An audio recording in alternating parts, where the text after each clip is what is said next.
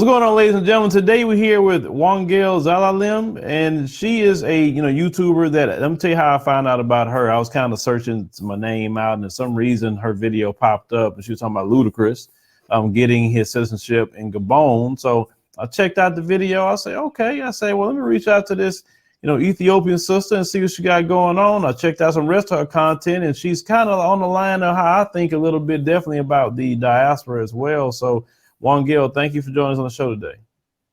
Thank you for having me, Phillip. I really appreciate it. Happy to be here. Okay, so I'm going to ask an obvious question because some people probably never heard, your first name before. And what does that mean? Wongel means gospel. The literal meaning is gospel. It's in Amharic. Amharic is an Ethiopian language, and it just means gospel from the Bible. Okay, gospel. Okay. Now, as many of you know, my first trip, to the continent was, Ethiopia, and you saw the video. We went to the African Union, and we saw a lot of sites, while we were there, and definitely enjoyed that. So, Wongel, what got you to say you want to start doing YouTube? Okay. I have this urge whenever I see the news about Africa specifically and how we're exploited. We have a lot of natural resources. We're blessed beyond.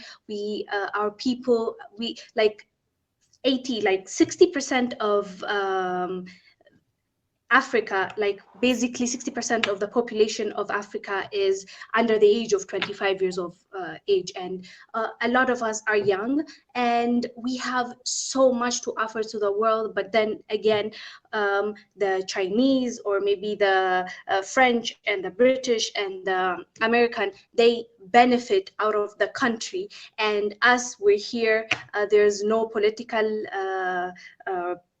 peace, there's economy, we're not growing as much as we're supposed to, and that really used to annoy me, and I didn't know what I can do about it until I noticed lots of people doing YouTube videos, and I was like, why don't I share my views, my ideas on this platform? So I created my YouTube channel on February 2019, just recently, and I really started investigating, reading more about Africa.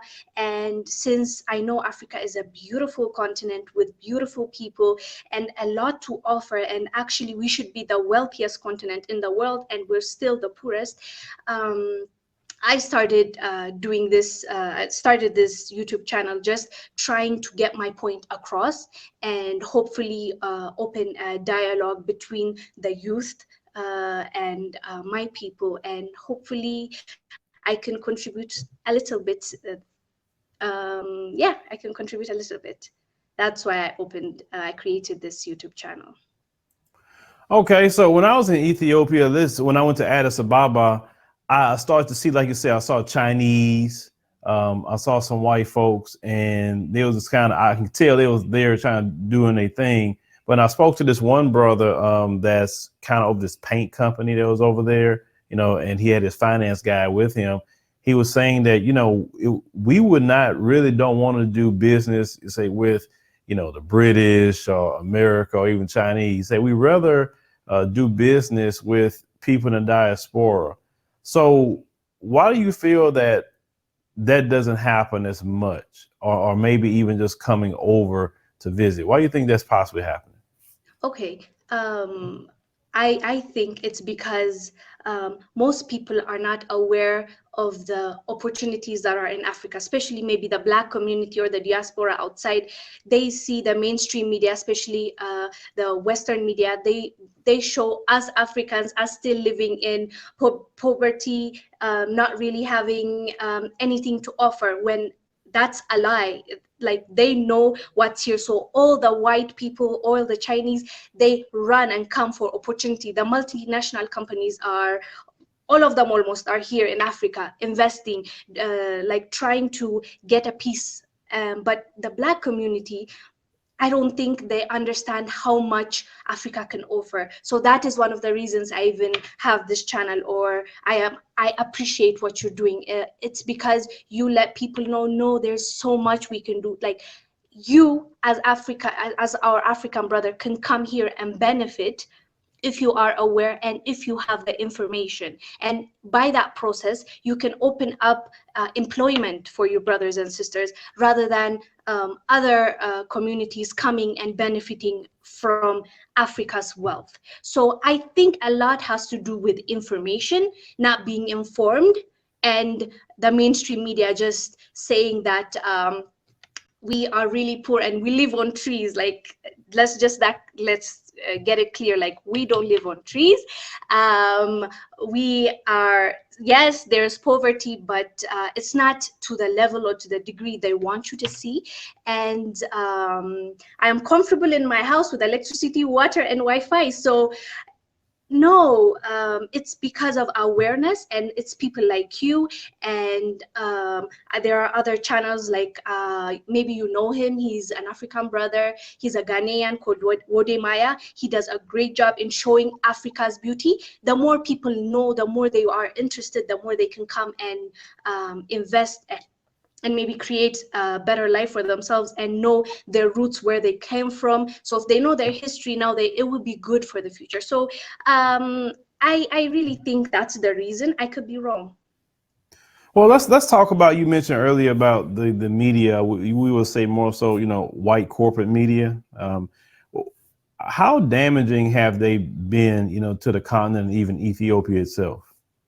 I think a lot. Like, you can open a mainstream media and you're like, what are they talking about? I'm in the country and they're saying this big war is happening, or this is happening, and you're like, I am right here. What are you talking about? So yes, they want to show Africa as this low in the chain. I It's not just the mainstream media, actually. Like Hollywood, Americans have Hollywood, and the Koreans, I think, have this pop culture that they are pushing or promoting. Soft power is a big deal, and the Westerns are doing a great job by showing us their movies, their music, their junk music. I'm sorry, but most of it, it's just, I'm like, how can this be? It's okay. Anyways, some things that they're really pushing on us, and the young people, they take in everything. So the more they watch their movies and their music, we're more likely to be influenced. So while they're using their soft power to influence us and making us believe it's everything comes, like, your dreams come true in the US or there and there, Africa, we're left seeing this news with kids starving, with war everywhere, which I might add, like, let's look at the fact. One of the wealthiest country, like, in the world when it comes to natural resources, is Democratic Republic of Congo. They have everything. They have cobalt, they have gold, they have tin, they have a lot of things. But guess who's the most poorest country in the world? It's Democratic Republic of Congo. Like, why is that? I think it's like there's a lot of influence from outside. Whenever a country is very wealthy, like Libya, we can name a lot of countries with gas and oil that are in Africa. There seem to be like a political instability, and something happens or the leader dies, and it's like, come on. We need to wake up. We need to say no. Like, the future is us, our children, our grandkids. If we do the right things now, we can avoid them pushing their narrative. Because now, you see, we owe them a lot of money. Now they can come and say, if you don't pay this much money, now listen to what we're saying when it comes to this curriculum, or they will push whatever they want to push on us. And if you've noticed, you've been to Africa, we're really strong with our principles and culture and religion. That's part of us, and they're really challenging that. And that by itself, we need to say no. And but also, I can't put all the blame on them. As Africans also, we're not really showing our continent. We're not pushing people to see us like they push themselves on us. So yeah, I don't think they're fair when showing us. So that's why we need to push out our own content to the world, so that people can see the real us. Well, one thing that you mentioned, and I want to talk about, African Americans or Black Americans. We've been living in this country for hundreds of years, and we have learned the worst of the worst when it comes to racism and white supremacy. But when I on a continent, it's for me when I go and see it, it's like the people are so friendly, and being friendly is great, and it's a beautiful trait, but it's friendly to a fault because you see people like that come over there and misuse that friendliness and openness to be close with other people, to really to take advantage. So why do you feel that after all these hundreds of years of, I know Ethiopia was never colonized, which is a great thing, but why do you feel that people are still so open and friendly to those who have been known to colonize even to this day? It's okay. You are right. You have been living there for hundreds of years, but what you need to think about as well is here in Africa, when our brothers and sisters were taken and they were taking you to another land, another environment, it has an impact. It had scarred the people that are here as well. Not only that, they have been colonized. We have been colonized. That means still the white man master mentality is here as well, a little bit, not to the degree that is there maybe abroad. So the friendliness, yes, in general, Africans are friendly and very warm, and we are, as you have seen, we're pretty much good people. So, but the white man, they still have a little bit of psychological or mental control. I think that's the case. Okay, so you said that there were some scars that Yes. happened due to the transatlantic slave trade. Could you expound on that? Because a lot of people, really don't know that part of the story. We talk about what happened to our ancestors as being brought here and being put in chattel slavery, but what was the scars left behind? Yeah, but you see, when they were taking our brothers and sisters away, they were separating mother from daughter, separating brothers, separating parents, kids. It's a two-way thing, And other than that, they were colonizing us, meaning they scrabbled for Africa. Italy took this, the French took the West, Kenya was taken by the British. So it was, we were still under the masters. Do you get? So that leaves a scar, even though now we are free and there's no colonization, there's still mental colonization. So that's what I mean by scar.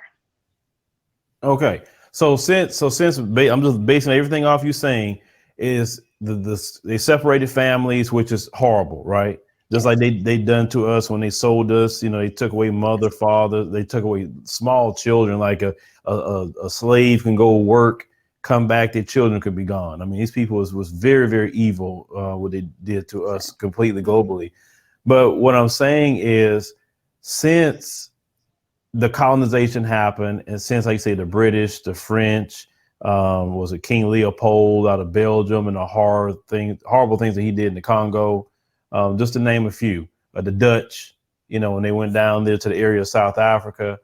So with all that being said, why is it that they still friendly to them when they come in? Because my thoughts is, it's just me, and it just as a Black American living in America, we would think that you guys would be, well, of course, I can't say Ethiopians that never colonized, but let's say Kenyans, Ugandans, that was British territory as well. Let's just name them.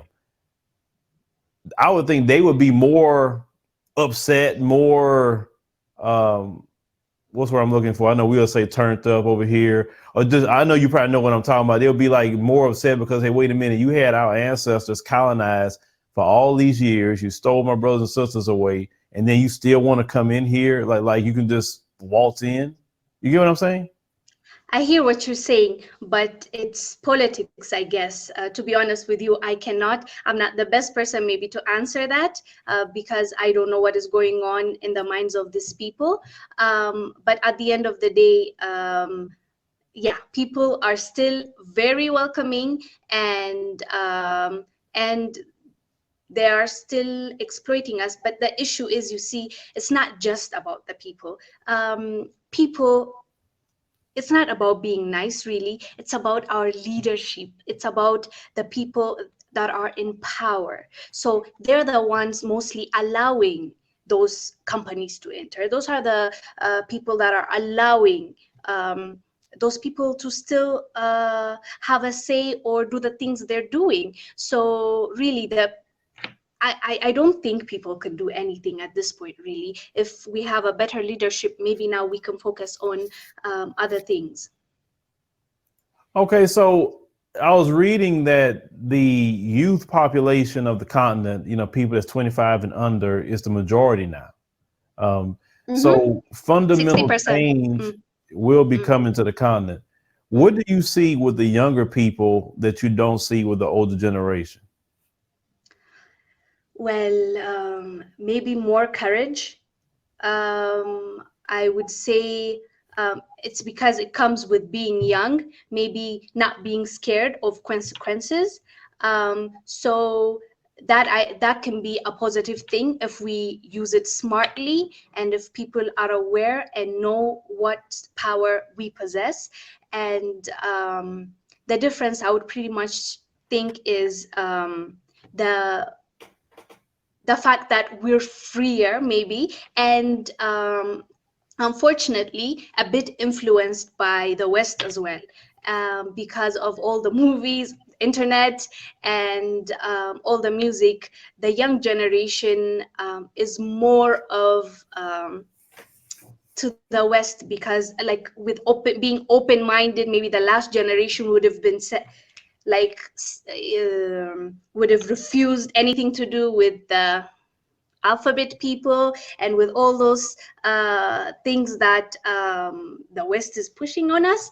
But most young generations are very, this generation, for me, at least from what I can see, is open to ideas. That is a good thing, and also maybe a tricky thing. That's why we really, really need to work on our youth. I agree. Now, it's some things that I would say that please don't ever, ever, ever let some things that comes from the quote unquote West. I would say the Babylon. I mean, you know your Bible that comes from Babylon. Please don't let some things. Y'all have some beautiful culture out there. Y'all have morality. I've seen a lot of areas. The churches are still doing what's right. Some of these preachers in America, I mean, they would be ran out of town in a lot of places in Ethiopia. But why I'm saying that is this: eventually those people are gonna take leadership. Eventually, right? The younger people. I mean, the older people won't be around forever. As you can see, a lot of the older leaders in Africa, they But go Phil, along to get along.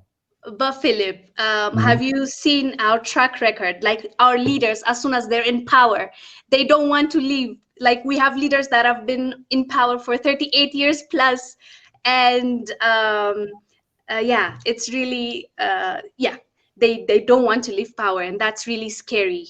Okay, so let's talk about that. So since the Yes, younger people know this, wouldn't be like said later on when when those people can't live forever, would say true. change the constitution of your countries to say, hey, you could, like in America, the president can only be president for 8 years. That's it. Yes, that is And correct. after that, he or she has to go. Mm-hmm. So what is called term limits. So it would probably be better since the younger people coming in, they're gonna become politicians eventually. Maybe that could be pushed. I don't know. Is Ethiopia like that with the prime minister? The new prime minister is awesome. But you see, the party he's in, for example, ever since I was born, I've only witnessed one party.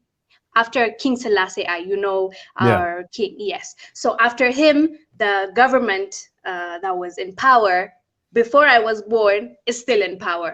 But yes, our recent prime minister took over, which really brought a lot of hope and joy within my people. He's doing the best he can, and he seems to have a really good intention. So when I say there are bad leadership, yes, there are lots of bad leaders, but Prime Minister Abiy is one of the good ones. And I would say President Paul Kagame is also doing a great job, Rwanda president.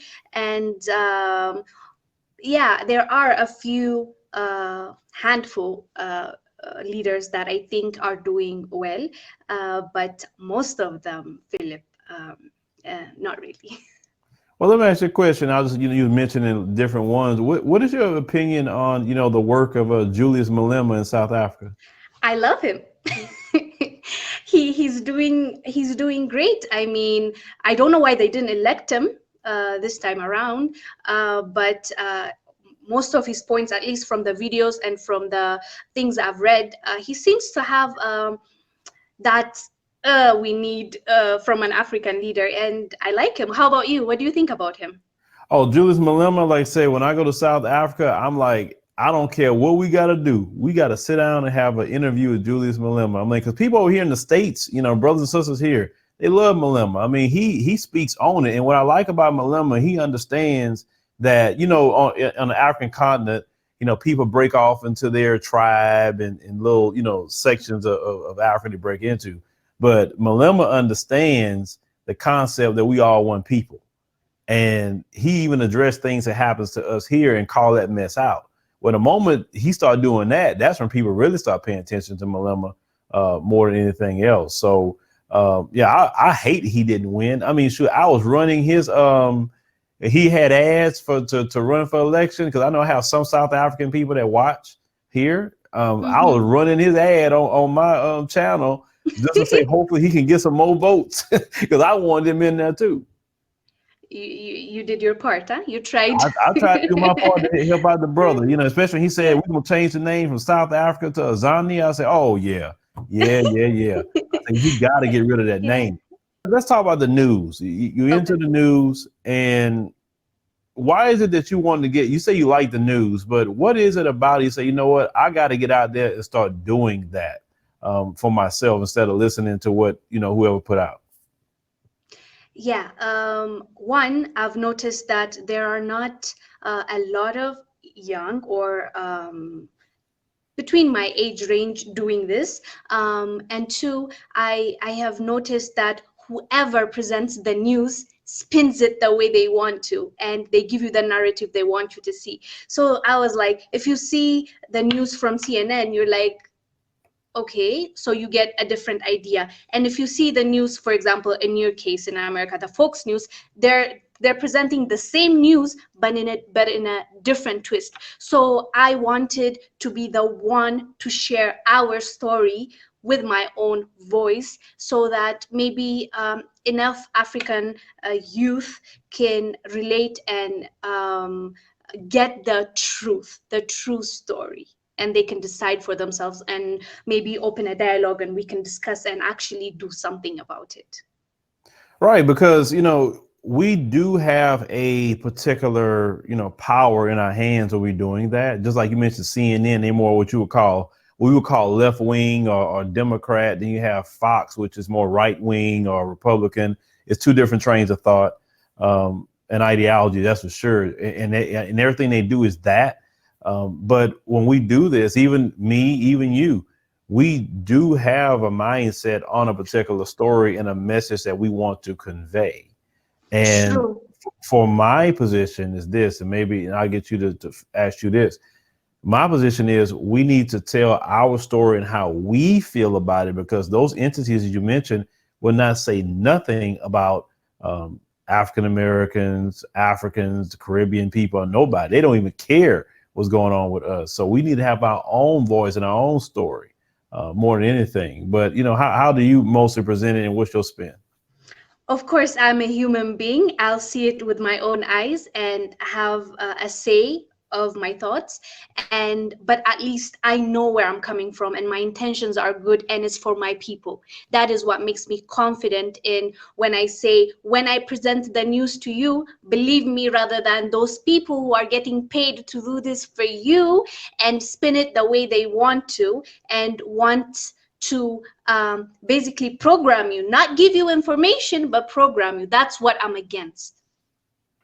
Yes, because a lot of things are propaganda. I mean, one time I covered a story where the New York Times are looking for someone in Kenya to work for them. They basically wanted them to cover bad things in Kenya. Nothing good, just all bad. You know, Al-Shabaab, that could happen here and there. You know, Al-Shabaab, you don't know what they're going to do.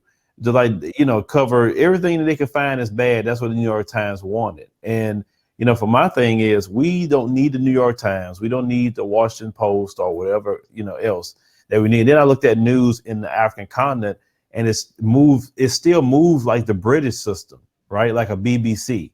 So they're not even telling their own truth. And that's what disappointed me about some African news stations. True, true. And they're extending. If you've seen, there's BBC Africa, there's Washington, like they have really extended their companies and their outlets to us now, so that they can tell us our news from where we are. And that is one of the reasons why we need to tell our own stories. Exactly. And I have the same mindset as they have. We're going to, you know, work to get our own, you know, place, you know, African Diaspora news channel in an African nation. I'm just, you know, Kenya is definitely on my radar for sure, because I just like the infrastructure. I like the internet is pretty good in Kenya. Yeah. You know, it's a lot of opportunity right there. You know, I've made a lot of connections there, because, like I said, my mind says wherever I'm gonna go, you know, build a studio and just have it running, you know, and so we got, like you said, we got to tell our own story, and that's, you know, that's definitely very important. Now, on the aspect of family, because family is a big thing for me, and I notice a lot of times in the African culture, family is just something that's just key. The importance of family, is that just all over the continent, or is just maybe certain cultures, or because in our family has been literally almost destroyed in America by a racist system? Yeah. Here, God comes first in most places I have seen, or people I have met. Then family. Family is key. Sometimes even too much, you know, too much of involvement. The social life here is very strong, and there's a strong bond between us, and family is very important. Yeah, because see, when I grew up, you know, may God rest my grandmother and grandfather's soul. You know, we grew up going to the Zion Hill Missionary Baptist Church, and you know, going to church, you know, definitely kept us, you know, on, you know, the right path. Certain things we wouldn't do, but today, unfortunately, in America, a lot of people have walked away from that path. You have a lot of Black folks today, unfortunately, saying they're atheists now. That's something that when I was growing up, you never heard Black people say they're atheists. That was something that white people would say, not Black people. So we have really dealt with a whole lot. Now, when it comes to, you say God's very important in society. If a person goes into, let's say, Ethiopia, and they say that, oh, I'm an atheist, how would they respond to that? Woo, they'll be really shocked. They will just say in Jesus' name, or they'll try to bring the Bible and try to convince you. But it's not just, you know, Christianity. There's also big number of Muslim community. So either ways, either you're an Orthodox Christian, you're a Muslim, or you're a Protestant. So religion is a big part of it. So they'll probably try to convince them or convert them. That's what's going to happen. Yeah, and then you have even when I saw some of the history, when I went to King Johannes's castle, and I saw some of the history. Oh man, and some of the things that we didn't even know, that how I was, you know, so educated by that. And they talk about how the Book of Enoch was taken away, and the people in the UK, I think these guys said that held it. So he was talking about all the different the history, because if you read the Bible, you know, they talk about Ethiopia way back in the BC times. Yeah, you know, and then you talk about the creation of in the New Testament, Ethiopia was mentioned a lot. You guys still have a lot of churches that's like over 1,000 years old there. So do more people like to go and visit, you know, some of these churches as well in Ethiopia, because they're mostly from the Bible times? Yeah, yeah. And also, Ethiopia is the second country to accept Christianity, even before Europe. So, not not white people didn't bring Christianity to Ethiopia. So, after Armenia, Ethiopia started to accept nationwise, statewise, and there's a lot of things that you can visit when you come to Ethiopia. There's Aksum, where we believe the Ark of the Covenant is in there, where Moses had, where King Solomon, it came. We believe that King Solomon, Queen Sheba had a baby, Menelik II, and they came to Ethiopia. So that's how we have the Ark of the Covenant, which is the Ten Commandments. And there are lots of places that tourists visit. Unfortunately, most tourists are white people. I haven't seen a lot of black people visiting. Again, I think it has a lot to do with information and not being aware, or being scared that they're going to a place where there's no food or shelter. Yes, lots of people visit, but unfortunately, most white people. Well, I'm trying to change that, Wongel. I'm trying to I change see. that much as possible by telling people, because, like I said, it's just like you say, it's information. And when I went to, especially when I went to Mekelle, and I opened my mouth, and it was like, "Oh, wait a minute, you Black American?" And I'm like, "Yes, ma'am." Like that, I told a lady. They said, "Oh," they say, "Well, welcome home, and we never see you guys." And they just kept talking to me. I'm like, wow, it was kind of overwhelming how much they was excited to, see us and talk with us. Cause I'm like, and I asked them, say, no Black Americans come? He said, no, we never see you guys. And I was just I was shocked just to hear that they never see us. Yeah, that's unfortunate. Yeah, that is very, very unfortunate. Yeah. So you say, Wongel, I want to tell people how to get to your YouTube channel so they can go and say, let's check it out, because I know they probably don't know who you are as they get to know you now. How to get to there? Okay, my YouTube channel is called Wongel Zelalem. My name, it's Wongel Zelalem. Yeah, you can come and subscribe. You can find me on Instagram with the same handle. All right, ladies and gentlemen, make sure to go over, support our sister, and check out her YouTube channel. Subscribe to it. I was checking out the videos, and she definitely got her presentation, going pretty good. And I know with time, like I said, I saw she's just getting started, but hey, I had just got started too at one point in time. I had the same amount of subscribers she had at one point in time. So, like I said, True. I respect the hustle of people Yeah, getting started. true. Definitely in this space. So, Wongel, like I said, thank you very much for coming by. We greatly appreciate you, and you be blessed.